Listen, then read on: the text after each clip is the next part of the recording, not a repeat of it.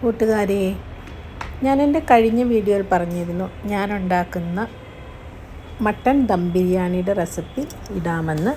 ഇന്നിപ്പോൾ ഞാനുണ്ടാക്കിയ സ്പെഷ്യൽ പെരുന്നാൾ മട്ടൻ ദം ബിരിയാണിയാണ് നിങ്ങളെ കാണിക്കുന്നത്. ആദ്യമേ തന്നെ അതിന് വേണ്ട നമ്മുടെ ബിരിയാണിക്ക് എപ്പോഴും നമുക്ക് എന്താ പറയുക, ശരിക്കും സ്വാദ് കൂട്ടുന്ന ഒരു സാധനമാണ് നമ്മുടെ വറുത്ത ഒനിയൻ. വറുത്ത സവോള അത് വറുത്തെടുത്തു. നല്ല മട്ടനാണ് കിട്ടിയത് കേട്ടോ. ഞാനിവിടെ 3 കിലോ മട്ടൻ, അതൊരു 1/2 കിലോകളൊക്കെ ഒന്ന് മാറ്റിയിട്ടുണ്ട് കേട്ടോ. ഒരു 2.5 കിലോ മട്ടനും 2 കിലോ ബാസ്മതി റൈസും വെച്ചാണ് മട്ടൻ ബിരിയാണി ദം ബിരിയാണി ഉണ്ടാക്കുന്നത്. ഈ സാധനങ്ങളൊക്കെ ഞാൻ കാണിച്ചു തന്നെയെന്ന് വെച്ചാൽ ഞാനിതൊക്കെ തലേ ദിവസം തന്നെ റെഡി ചെയ്ത് വയ്ക്കും.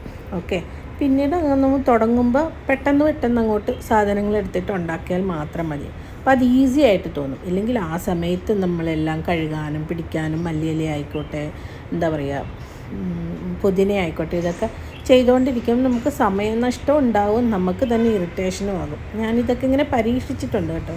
ഇഞ്ചി വെളുത്തുള്ളി പേസ്റ്റൊക്കെ എപ്പോഴും നമുക്ക് സ്റ്റോക്ക് ഉണ്ടാവും. എണ്ണയും കുറച്ച്, എന്താ പറയുക, ഞാൻ ആ ഓനിയൻ വറുത്ത എണ്ണ തന്നെയാണ് ഈ മട്ടൻ ഇത് ചെയ്യാൻ. എണ്ണയിൽ കുറച്ച് നെയ്യും കൂടി ഉണ്ടായിരുന്നു കേട്ടോ. അതിനകത്തേക്ക് സ്പൈസസുകളൊക്കെ ഇട്ട് നമ്മുടെ മട്ടൻ നന്നായിട്ടൊന്ന് വരട്ടിയതിന് ശേഷം, എന്താ പറയുക, മഞ്ഞൾപ്പൊടിയും ഉപ്പും കൂടെ ഇട്ട് കുറച്ച് പുതിനയും മല്ലിയിലയും ഒക്കെ കൂടെ ഇട്ട് അതൊന്ന് മൂടി വെച്ച് വേവിച്ച് നന്നായിട്ട് മട്ടൻ വെന്ത് കഴിഞ്ഞതിന് ശേഷം അതിനകത്തുനിന്ന് ഒരു 1/2 കിലോയോളം അപ്പോൾ കഴിക്കാൻ വേണ്ടിയിട്ടൊക്കെ കൊടുത്തു കേട്ടോ, കുട്ടികൾക്കും ഹസ്ബൻഡിനൊക്കെ. അതിനുശേഷം നമ്മളുടെ പൊടികൾ, മല്ലിപ്പൊടി, മഞ്ഞൾപ്പൊടി, മുളക് പൊടി, ആവശ്യത്തിന് കുറച്ച് കുരുമുളക് പൊടി, പിന്നെന്താ ഗരം മസാലപ്പൊടി. ഞാനിവിടെ വീട്ടിൽ വെക്കുന്ന ഗരം മസാലപ്പൊടി തന്നെ കേട്ടോ യൂസ് ചെയ്യുന്നത്. അതൊക്കെ കൂടെ ഇട്ട് മട്ടൻ വെന്തതിന് ശേഷമാണ് ഞാനിത് ചെയ്യുന്നത്. അതിന് ശേഷം ആവശ്യത്തിന് മല്ലിയിലയും പുതിനയൊക്കെ വീണ്ടും ചേർത്ത് കൊടുക്കും. കുറച്ച് തൈര് ചേർത്ത് കൊടുക്കും, കുറച്ച് ലെമൺ ജ്യൂസ്. നമ്മൾ ഈ ബിരിയാണി എത്ര ദിവസം വെച്ചാലും കേടാവാണ്ടിരിക്കാൻ വേണ്ടിയിട്ടാണ് ലെമൺ ജ്യൂസൊക്കെ യൂസ് ചെയ്യുന്നത് കേട്ടോ. ഞാനെടുത്ത അരി കാണിച്ചല്ലോ, ഇതൊരു പരസ്യത്തിന് വേണ്ടിയിട്ടൊന്നുമല്ല. പക്ഷേ ഈ റൈസാണ് എനിക്ക് എപ്പോഴും നല്ല കോൺഫിഡൻറ്റോടുകൂടി ബിരിയാണി വെക്കാൻ വേണ്ടിയിട്ട്. ഞാനിതിപ്പോൾ ഒരു 3-4-5 വർഷമായിട്ട് കണ്ടിന്യൂസ് ഈ റൈസ് തന്നെയാണ് കേട്ടോ ചേർക്കുന്നത്. ഞാനിപ്പോൾ റൈസ് വെക്കാം. ഇതിങ്ങനെയും ചെയ്യാം, അല്ലാണ്ട് നെയ്യൊഴിച്ച് നമ്മുടെ അരി ഒന്ന് വറുത്തെടുത്തും ചെയ്യാം കേട്ടോ. ഞാനിതിപ്പോൾ എളുപ്പത്തിന് വേണ്ടിയിട്ട് ഇങ്ങനെ ചെയ്തു എന്ന് മാത്രം.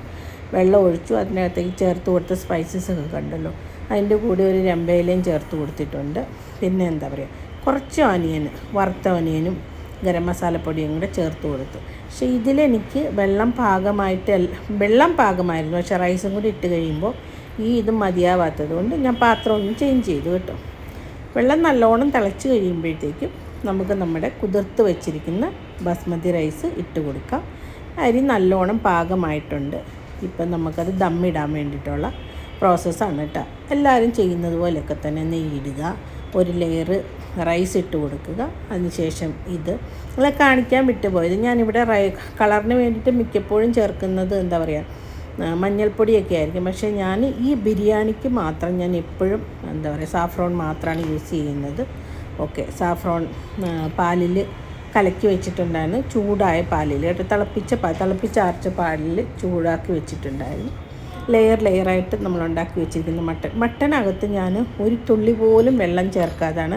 ആ ലെമനും എന്താ പറയുക, തക്കാളിയുടെ നീരും തൈരുമല്ലാതെ ഒരു തുള്ളി വെള്ളം പോലും ചേർക്കാതെയാണ് ഞാൻ ഈ മട്ടൻ ഉണ്ടാക്കി എടുത്തിരിക്കുന്നത്. അതുകൊണ്ട് തന്നെ ഗ്രേവിയൊക്കെ നല്ല കറക്റ്റായിട്ട് വന്നു. എനിക്കിവിടെ 3 ലെയർ റൈസ് ഞാൻ ഇട്ട് കൊടുത്തു, 2 ലെയർ നന്നായിട്ട് മട്ടനും ഇട്ട് കൊടുത്തു കേട്ടോ. ഇത് ഞാനൊരു 6 കിലോ വേകുന്ന ഒരു പാത്രമാണ് എടുത്തിരിക്കുന്നത്. അത് ഫുള്ളായിട്ടുണ്ടായിരുന്നു. ആവശ്യത്തിന് കിസ്മസൊക്കെ ഇത് ലെയറായിട്ട് എല്ലാം ഇട്ട് വന്നിട്ടുണ്ട്. ലാസ്റ്റെല്ലാം ഞാനിത് അകത്തും വെച്ചിരുന്നു കേട്ടോ, ഈ പൈനാപ്പിളിൻ്റെ പീസ് ഒരു സ്മെല്ലിനൊക്കെ വേണ്ടിയിട്ട്. ഈ ബിരിയാണി എന്ന് പറഞ്ഞാൽ എനിക്ക് ഭയങ്കരമായിട്ട് ഇഷ്ടമുള്ള ബിരിയാണിയാണ്. എൻ്റെ ഹസ്ബൻഡായിക്കോട്ടെ മക്കളായിക്കോട്ടെ അവർക്ക് ഭയങ്കരമായിട്ട് ഇഷ്ടപ്പെട്ട ബിരിയാണിയാണ്. ഞാൻ ഈ ബിരിയാണി ഉണ്ടാക്കിയതിന് ശേഷം പുറത്തു നിന്നും മട്ടൻ ബിരിയാണി കഴിച്ചിട്ടില്ല. ചിക്കൻ ബിരിയാണിയും അങ്ങനെ കഴിക്കാറില്ല. ഇതായിരുന്നു അവസാനം. ശരിക്കും ആവി വരുന്ന എടുക്കാൻ മറന്നുപോയി കേട്ടോ. നന്നായിട്ട് ഇങ്ങോട്ട് ആവി വരും. ഈ ഒരു പ്രോസസ്സ് മാത്രമേ ഞാൻ അതിൻ്റെ മേളിൽ വെക്കുകയുള്ളൂ കേട്ടോ. എന്താ പറയുക, ആ ഒരു ഇടികല്ല് മാത്രം, അത്രയും ക്ലോസ് ആയിട്ടാണ് അപ്പോൾ എൻ്റെ ആ പാത്രം ഇരിക്കുന്നത്. ഇതായിരുന്നു എൻ്റെ ബിരിയാണിയുടെ സ്ട്രക്ചർ. ഇത് പെരുന്നാളിൻ്റെ അന്ന് തലേ ദിവസമാണ് ഞങ്ങൾ എന്താ പറയുക എമ്പുരാൻ കാണാൻ പോയിരുന്നു. ഇവിടെ തന്നെയുള്ളൊരു മോളിലാണ്, PVR എന്ന് പറയുന്ന മോളിലാണ് പോയത്. അവിടെ എമ്പുരാനെക്കുറിച്ചൊന്നും ഞാൻ ആധികാരികമായിട്ട് പറയുന്നില്ല. പേഴ്സണലി ഞാൻ പറയുന്നു, എനിക്ക് എമ്പുരാൻ അത്ര ഇഷ്ടപ്പെട്ടില്ല. പക്ഷേ ലൂസിഫർ ഭയങ്കര ഇഷ്ടമായിരുന്നു. പെരുന്നാൾ ഈ ഒരു ഫിലിമും കൂടെ കണ്ട് ഞങ്ങളുടെ പെരുന്നാൾ വിശേഷങ്ങൾ തീർക്കുകയാണ്. എൻ്റെ ഈ ദം ബിരിയാണി നിങ്ങൾക്ക് ഇഷ്ടപ്പെട്ടെങ്കിൽ എല്ലാവരും ഒന്ന് കമൻറ്റ് ചെയ്യണേ. നല്ല ടേസ്റ്റായിരുന്നു. എല്ലാവരും ഒന്ന് ഉണ്ടാക്കി നോക്കണം. കമൻറ്റ്, ഷെയറും ലൈക്കൊക്കെ തന്നെ പ്രോത്സാഹിപ്പിക്കണം. പിന്നെന്താ പറയുന്നത്, ഇത്രയേ ഉള്ളൂ കേട്ടോ ഇന്നത്തെ എൻ്റെ വ്ളോഗിൽ. കമൻറ്റ്സ് നെഗറ്റീവ് ആണെങ്കിലും പോസിറ്റീവ് ആണെങ്കിലും കമൻറ്റ്സ് ഇടണം കേട്ടോ. പിന്നെന്താ, ഇതിപ്പോൾ എമ്പുരാൻ കാണാൻ ആ തിയേറ്ററിൽ പോയതിൻ്റെ കുറച്ച് വിശേഷങ്ങളും കുറച്ച് ഫോട്ടോസും ഇതെൻ്റെ സുന്ദരിമണികൾ ഒക്കെയാണ്. എൻ്റെ വീഡിയോസ് ഇഷ്ടപ്പെട്ടെങ്കിൽ എല്ലാവരും കമൻറ്റ്സും ലൈക്കൊക്കെ തരണേ. Thank you for watching.